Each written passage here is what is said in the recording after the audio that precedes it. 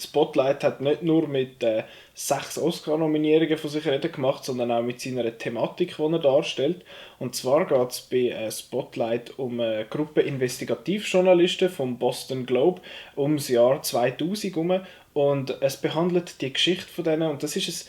Das Spotlight-Team ist ein Team von spanischen Journalisten, wo sich mega lange Zeit nimmt für Recherchen und wichtige Storys immer bringt. Und das Mal nehmen sie sich an einer Geschichte an, wo es um Kindesmissbrauch geht von katholischen Priestern, und nach dies nach finden sie immer wieder mehr Zeug raus zu denen und andere grusige Sachen, und sie interviewen Opfer und so Zeug, und am Schluss kommt dann das Ganze so ein bisschen zusammen. Spotlight lebt vor allem durch seine super Darsteller und durch seine mega spannende Geschichte.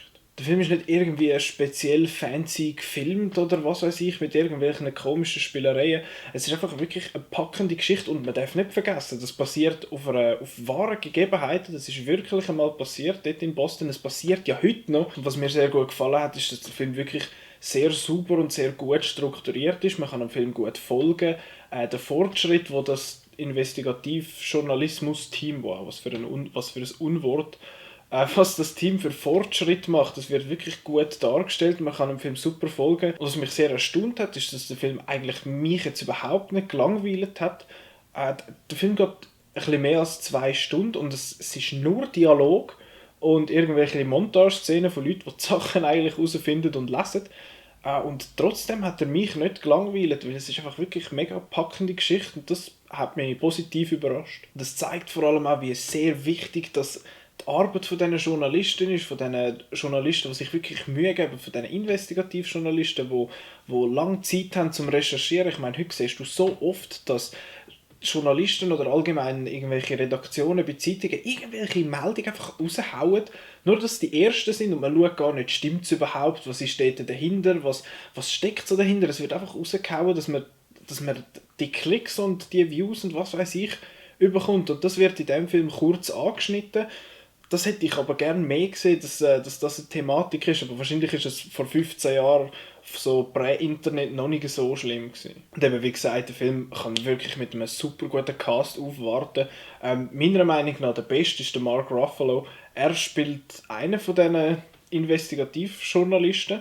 Und er ist furchtbar hibbelig und nervös die ganze Zeit und so unruhig, aber auch emotional voll dabei, und der setzt sich wirklich für diese Sache ein. Das habe ich dem jetzt sofort abgekauft. Und auch sonst der ganze Cast mit der Rachel McAdams, Michael Keaton, Stanley Tucci und Liev Schreiber und wie sie alle heißen, die sind wirklich alle sehr, sehr gut besetzt und machen ihren Job wirklich mega gut.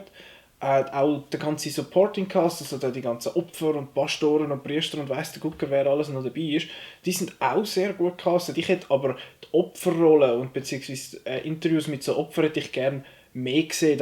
Die sind fast ein bisschen zu kurz gekommen. Der Film ist natürlich auch nicht ganz perfekt. Mich hat er in der Mitte teilweise ein bisschen verloren, weil sie angefangen haben mit irgendwelchen rechtlichen Floskeln um sich werfen, anstatt sich auf die Thematik und das Ganze zu konzentrieren. Das habe ich ein bisschen schade gefunden, aber es erholt sich dann auch relativ schnell wieder. Von dem her hat es mich jetzt nicht super fest gestört, aber zwischendurch habe ich es dann doch ein bisschen gefunden, so, ja, machen wir mal ein bisschen etwas, weil es ist trotz allem relativ eine trockene, aber trotzdem irgendwie eine emotionale Geschichte.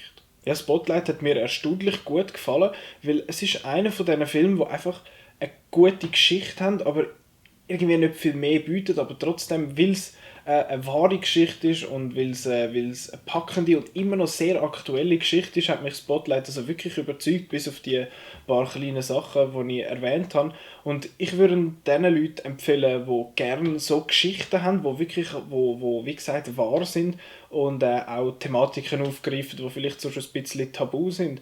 Und darum finde ich, ist Spotlight definitiv ein Blick wert. Spotlight nominiert für 6 Oscars, unter anderem für den besten Nebendarsteller mit dem Mark Ruffalo, finde ich, ist hoch verdient. Ich werde mich mit dem noch ein bisschen auseinandersetzen und schauen, was es dort sonst noch so zu sagen gibt zu den Oscars. Auf jeden Fall danke ich vielmals, dass ihr das Video angeschaut habt, und ich sehe euch beim nächsten Mal.